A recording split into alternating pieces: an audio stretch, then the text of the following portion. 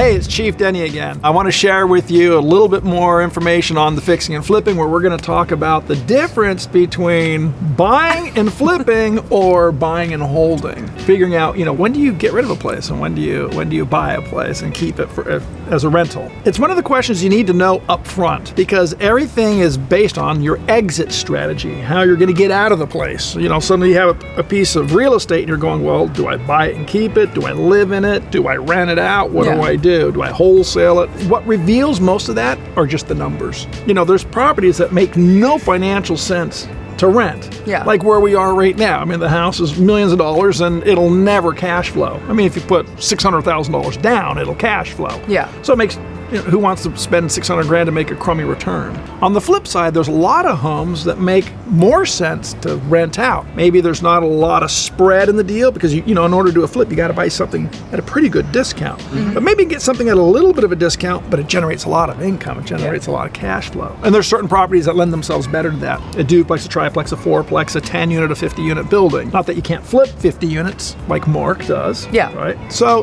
there's just different properties that'll yield different kinds of returns and opportunities. I don't know what questions you guys have. Do you have any questions about, when do you flip? When do you buy and hold? So let's take a condo, for example. You buy a condo. Usually you would rent it out. But if you wanted to keep it, what do those numbers kind of look like? Obviously, if you're buying a house, you're probably not going to rent it out. You'll probably just fix it, flip it, sell it. When would you use one for rent? When would you just keep one? It's tough to answer because it's really all about the numbers. Mm-hmm. If we can buy a house at a steep discount, let me answer a little differently. So let's say you can make $200 a month positive cash flow on a house or a condo. It doesn't matter. We can make $200 a month. Yeah. And that's real income. So that means that's $200 profit a month. Profit. Yeah. Net profit. Right. So what happens at the end of the year, we've made $2,400. But if I can flip that home and make $24,000, why would I wait 10 years for my $24,000 when I can earn it in 4, 5, 6 months? Yeah. Mm-hmm. So I would rather flip it because I don't want to wait 10 years for my $24,000. I want it today. Exactly. Right? Okay. Other properties could generate, like our Treat Street properties, for example. Those are properties that generated nice cash flow. They've gone up in value, and they generate, obviously a hell of a lot more than $200 a month. Mm. So that made sense. The real trick is, what if you can turn around and make $20,000, $25,000 each time you flip a place? Yeah. Eventually, the piggy bank grows. Yeah. And let's say, you've got $50,000, $100,000 in the piggy bank. Well, maybe you want to peel off a piece of that and buy a rental property. Maybe it's not a huge cash flow, but if you turn around and go where you are today to how old I am today, if you owned 20 or 30 rental properties, I don't care what part of the country they're in. I don't care if they're one-bedroom condos. I don't care if they're homes or apartments, or ideally apartments are better, but it's about the steady income of it. Yeah. It's guaranteed retirement income. My grandma, for example, she has a very nice retirement income because every month she gets checks that just come in, multiple checks that come in. Flipping, guess what? There's no check. It's one and done. Yeah. On to the next one. So the best thing to do is kind of a little of each. Flip to generate the piggy bank, take some money out of the piggy bank, buy some rentals so that you build long-term wealth and that you build long-term retirement income. So that's kind of the strategy. So you just kind of know as you gain more experience which ones to hold on to and which ones that you just fix and flip. I think so. I think it's like cooking. Eventually when you cook enough, you can put seasonings in there and you just kind of know by flavor from experience what's going to work, what's not going to work. And so same thing with real estate investing. Eventually there's just enough up here and enough gut, that where you just kind of know which way to go with it. Yeah. Okay. And it's all predicated on numbers. That's the foundation of everything is the numbers. So if we were to take those numbers, a house that was going to be one that you're going to hold on to, what's an example of the numbers, specifically the numbers looking like? I think it's a tough one, Rocket, because what happens is there's no absolute formula, but a good general rule of thumb would be to flip homes and flip condos and hold units. Okay. A duplex, a fourplex, a 100-unit building, whatever it is. Yeah. Because a house is either 100% occupied, so you're getting your rent, Or that tenant moves and you go from 100% income to no income. Yeah. If you have a fourplex and a person moves out, you still have Three other sources of income coming in. Yeah, that makes right? sense. So that's kind of nice to have if you have 75% of your income still coming in. Obviously, if you have 10 units, your loss of income is mitigated.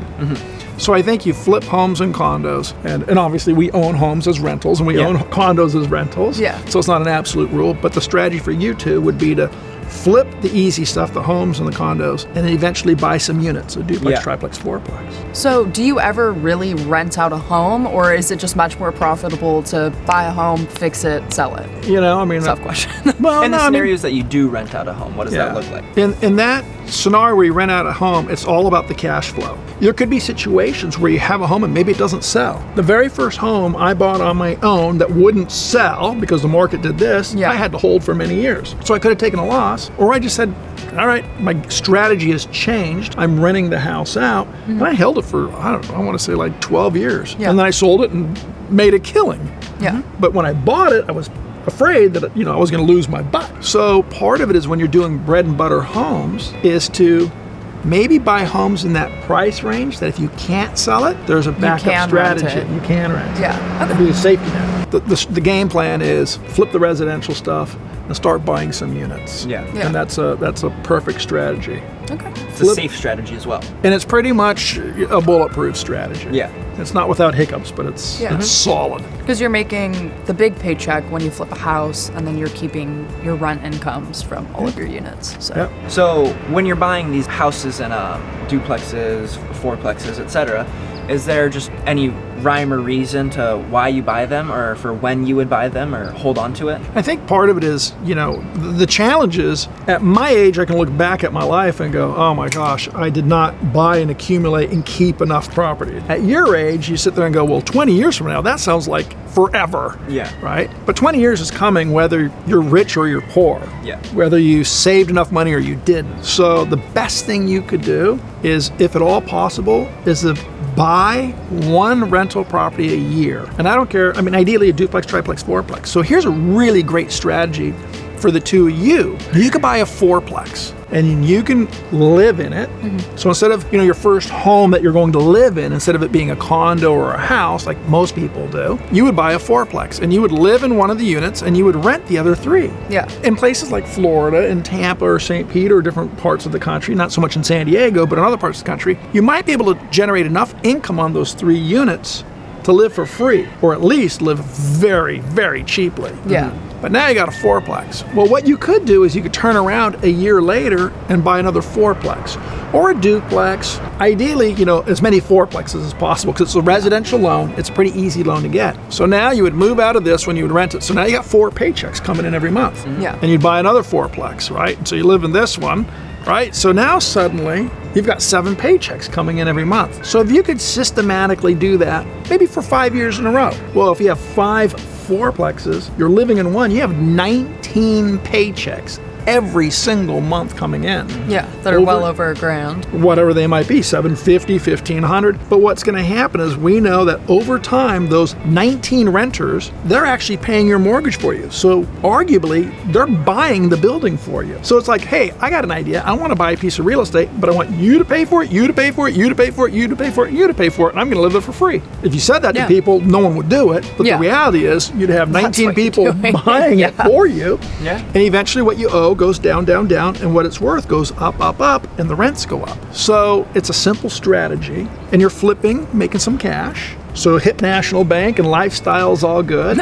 You're saving money, but you're building some serious long-term wealth. Yeah. If you ask people my age, we won't say how old Dad is, but if you ask people my Older age, than how many of you own 20 properties or 40 properties? Yeah, people, they may own 1 or 2 or 3. So in regards to retirement, I know I'm 19, I'm talking about 401ks, but about when I'm your age, how many rental properties would you think is a comfortable amount for me to be happy retired? Not oh no, I had a medical emergency and there goes all my savings. Yeah, so here's a good example. So obviously grandma does very well. She doesn't own hundreds of properties, but she does very, very well. Yeah. Doesn't have to work, travels the world, all is good. Or you could be like Mark Mark and never owns, stop. Mark owns over $1 billion in real estate. Yeah. You know his homes, $30 million home, $8 million home. It goes on and on and on. Yes. You know how wealthy he is. And look at his lifestyle. He's paddle boarding. He's just the most cool, laid back Yeah. guy. So the answer is somewhere between Grandma and Mark. Right? That's just such a range. But think about it. I mean, do you want it? So what are we talking, 10 to billions? But Mark's late 60s, and he works hard. He works like I do. He works every day. He's grinding. But but he loves it. Yeah. So you could, be making $10, $15, $20 million a month. I don't know what Mark makes. I'd have to do the math, but easily, $20 million a month. Or you could be happy with, $20,000 a month. You have to do the math Either are yourself. great. I'll take it. Like the conversation you and I had, your reasons for doing this and your financial goals are different than Savvy's, right? Yeah. So we all have to decide what it is. But all I can tell you at my age is more is better than less. Exactly. Okay, true. To have more rentals is better than less. To have more money is better than less. So what's like the bare minimum that you would suggest? Like this is what you 100. could... 100 units? Yeah, it was total rectal extraction, but yeah, 100. Rectal extraction? Pulling it out of the ass. I like it. You could have stayed there for sure. But someday you'll appreciate that extraction. Okay, so 100 units. 100 units. So maybe like 35. 100 or more. Maybe because with no you're so coupon young. tax. Or do the math, a fourplex every other year. How about if that's just the goal? So instead of the end number of how many units should I have, how about if you commit to buying one 4-unit building every other year? I mean, Yeah. ideally every year, but life gets in the way, mistakes happen, you have Yeah. ups and downs, there's reality. That would be 10 fourplexes, right, over a 20-year period. So you'd have 40 paychecks coming in every month. And plus you can still flip, you can do what I do, hard money lending, and so there's, That'd be it's- considered 10 properties, or they can be considered 40? you could do one Well, 40 if, unit. if you're talking like fourplexes, would that be considered 10? That'd be 40 units, 40 people paying you a check. Yeah. And if you do it every year for the next 20 years, Yeah. that's pretty impressive. And obviously you're doing flips, so you got lump sums of cash. You'll learn hard money lending. You can easily flip homes and earn a few $100,000. You could do hard money lending and, make 7 figures. And then you could buy some rental properties and, make another 6, 7 figures. Pretty damn impressive. Anyways, if you've enjoyed this conversation, here we go again. Yes. If you found it valuable and you like it, I really think it'd be wonderful if you just added comments. We'd love to answer your questions. I'll let you know what happens behind the scenes. If it's something that interests you, flipping homes, buying rental properties, a game plan for retirement, play with us, have fun with us, ask the questions so that we can maybe put together another video or reply back with a comment. And as always, what you should do with all YouTube videos is Like, comment, and subscribe. If you want to, you're not obligated to do so. But if you feel like it, don't listen to her. please do it. Please If you want. subscribe. If you want. Nobody's going to make you. We're not Please going to break into subscribe. your home and grab your computer and hit the button for you. Just do it on your own time. She's gonna cringe. Are you ready? No. Smash no. that subscriction No, button. don't smash it. You can just gently click Smash it. it, dash it, crush it, kick it. I don't All care. of the above. No, it doesn't have to be that aggressive. Shit.